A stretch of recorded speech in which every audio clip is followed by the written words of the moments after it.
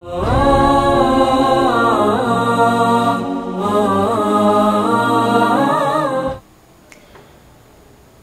بالله من الشيطان الرجيم بسم الله الرحمن الرحيم الحمد لله رب العالمين والصلاة والسلام على أشرف الأنبياء والمرسلين نبينا محمد وعلى آله وصحبه أجمعين وبعد fillimisht falenderojmë Allahun subhanahu wa taala, salat dhe selam dërgojmë Muhammed Mustafa sallallahu alaihi wasallam, familjes së tij, shokëve të tij dhe çdo njeri i cili ndjek rrugën e tij deri në ditën e gjykimit. Mandej selam aleikum wa rahmatullahi wa barakatuh. Jemi taku përsëri me misionin e 8, pyetje për gjendjen në Facebook. Lutem Allahun azza wa jall që të përfitojmë nga ky mision. Me qoftë se rrit tër ditën me makijazh dhe me thonjë të lyera, se ashtu do mburri. A kam shumë dëshirë për të falë, si mund të marr abdes me makijazh? Dhe a mund të falem me makijazh? Se kam lexuar disa libra fetare, po asnjë të kam hasë në këto sharime. Do të më kishit liru prej një brengë shumë të madhe. Allahu ju shpërblefte. Bismillahirrahmanirrahim. Alhamdulillah pe Allah azza wa jall që ju jeni të interesuar për namaz dhe ju intereson.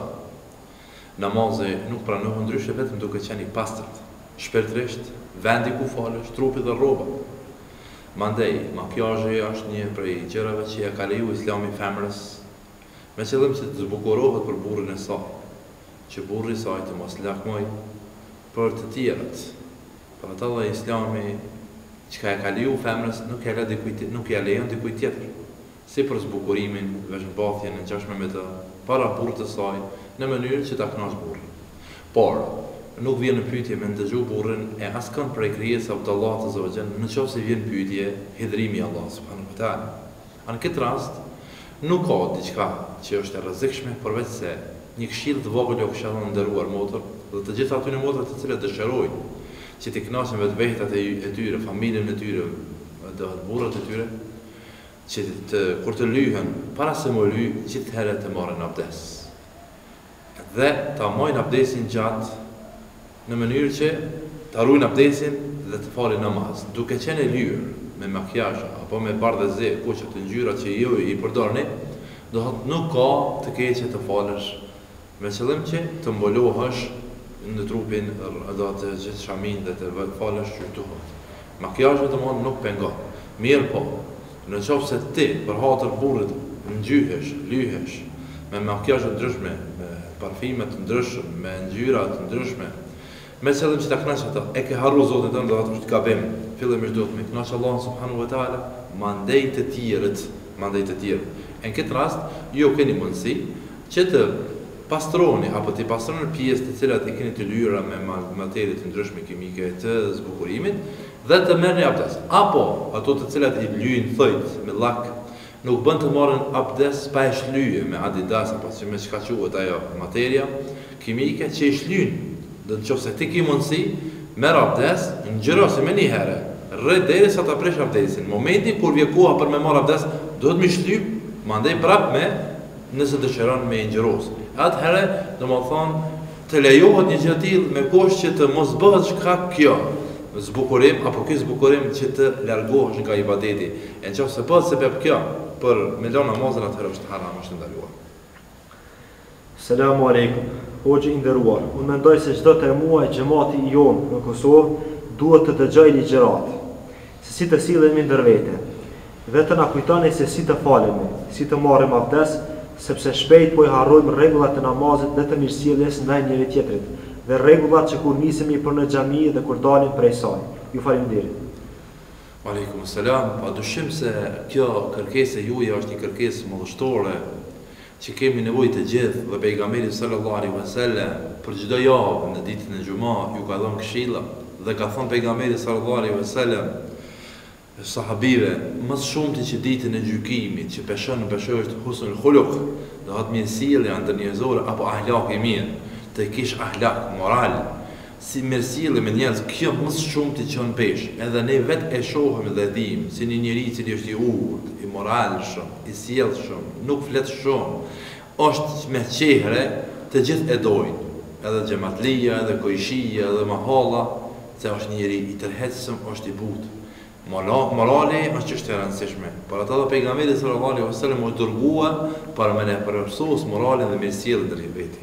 Padyshim se xhamati jon vinë në xhami dhe falen dhe më të vërtet nuk ka një unitet, nuk ka një razi, nuk ka një harmoni që duhet me pas harmoni në xhamati musliman. Për arsye se cilin për tyre pe ka plan drejt i mallkuar, la'natullahi alej, i cili po fut në mesin e njerëzve, në mesin e trive, në mesin e të vjetërve, po fut asi fitneshme të cilat nuk po respektohen, nuk po kenë mëshirë, nuk po kenë njërin dhe hinë dajsile të mira, atëherë kësha kërku për të gjithë besimtarve, se një njeri i cili vjen në xhami dhe sillet mirë në xhami, del prej xhamis me sjellje të mirë, shkon në shtëpinë e tij me sjellje të mirë dhe del prapë shtëpisë me sjellje të mirë, ai do të jetë prej banorëve të xhenetit me lejen e Allahut. Ata të cilët vinë në xhami dhe bëjnë përçarje në xhami, bëjnë fesat në xhami, merren me llafet të dunjas dhe qëllimin e kas me atë llafe, me ofendu të tjerët, ose me gjuti kanë prej atyre që vinë mu falë, duke ditë se namaz apo në xhami vinë dikush, edhe për atyre që kanë qenë në rrugë të gabuar shejtanit deri dje dhe janë pendue dhe tash flasin gjëra të cilat e pengojnë tjetrin, vallahi pejgamberi sallallahu alaihi wasallam e ka ndaluar rrepsisht një gjë të tillë, saqë e ka ndaluar edhe ushqimin i cili mund më ndiku keq te xhamati. Ka thonë pejgamberi sallallahu alaihi wasallam, nëse keni humor çepën ose hudrën, mos shkoni në xhami. Që në shkurjen xhami është obligative. Pse ka thonë mos shkoni në xhami? Për arsye se mos mot urrejt xhamati kur të hin dhe të vjen era hudrës apo e çepës. Edhe pse është halal me humor hudër dhe çep, lere më fjala, që fjala është më e rrezikshme se hudra dhe çepa, sepse fjala është një helm që nuk mundet me përfundu tjetër vetëm se e helman zemrën e tjetrit që ndëgjon dhe e ka kuptuar qëllimin e atij që të flet. Pra ka kërkuar për të gjithë besimtarëve që të kenë frikë Allahut azza wa xal, të kthehen parimeve në bazë që të respektojmë njëri tjetrin, ta dojmë njëri tjetrin vetëm për hak të Zotit subhanahu wa taala, nëse jemi kështu Allah ka më na mbrojt dhe ka më na kënaqë në këtë dunjë dhe në ahiret, Allahu a'lam. A mund të na thoni se është e vërtet që i kanë ndaluar librat e Omar Khalidit, kënë se toleron shumë dhe nuk bën të lexohet? Omar Khalidi është një prej egjiptasëve i cili ka dhënë Allahu azza wa xal mundësinë me dalë nëpër media dhe me shpreh metodologjinë e tij të davetit të tij. Kam dëgjuar shumë ligjëratat e tij dhe nuk di në esencë gjendjen e tij. Do thotë nuk e njeh shumë që të flasë bën apo nuk bën, apo nuk kam dëgjuar që është ndaluar diçka.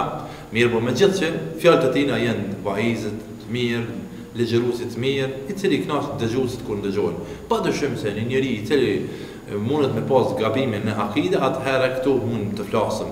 Por derisa nuk kam dije për të, se a ka lëshimin akida jo, atëherë unë nuk guxoj të them as bën, as nuk bën, dhe për herë parë ndëgjoj që ju kanë ndaluar librat e tina, Allahu a'lam. Allahu të shpërbleft. Kam dëgjuar nga gjuetarët se ekziston një lloj kaprolli i cili e pas ka një lloj unaze në këmbë, se nëse e vret këtë lloj kaprolli, po të sill ka fatkeqësi në jetë për shkak se ky lloj kaprolli i pas ka rënë në dorë pejgamberit alayhis salam. E po du me ditë a ka ndonjë hadith për këtë? Pejgamberi sallallahu alaihi wasallam na ka mësuar neve, në rast se dalim në gjyeti dhe gjeja njëkët pej qenit apo pej ndonjë agresori tjetër dhe t'i bie në dorë, ti edhe pse je dal në gjyeti për ta nxonur një gjë të tillë, nuk u zon me marr, me prej ose me izoluat apo do të me lëshu.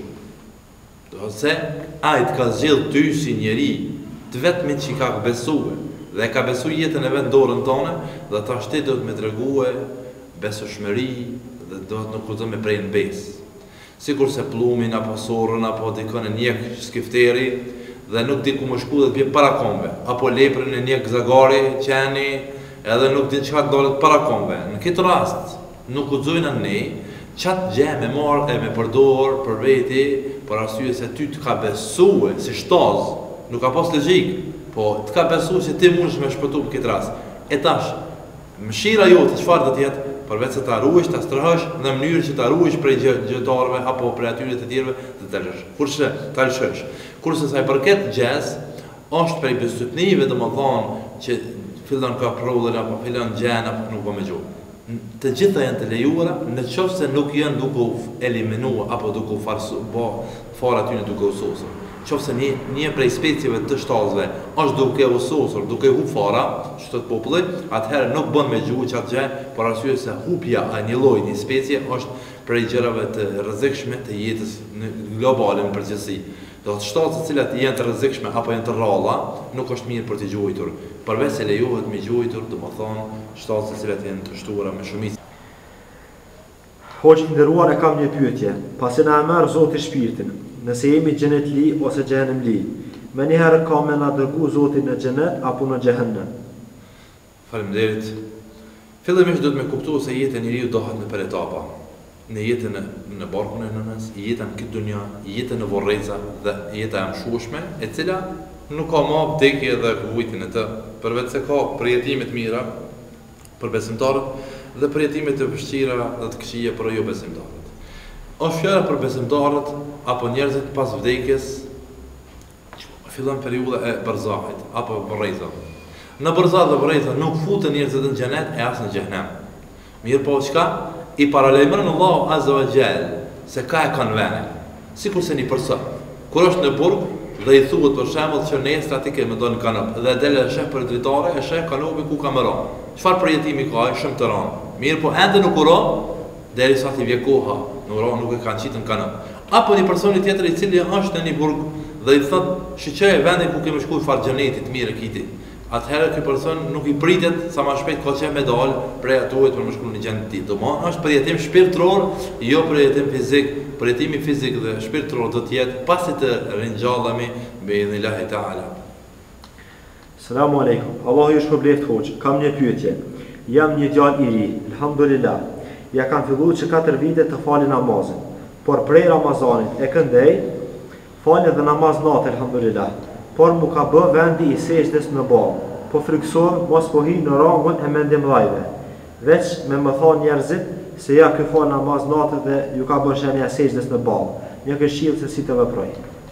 Alhamdulillah që kemi sin njerëz të cilët për shkak të sejdës në ballën e tyre lulzon sejdë, shenja sejdës dhe ajo shenja sejdës nuk vrehet të njerëz të rëndom, përveç ata të cilët rrinë shumë në sejdë.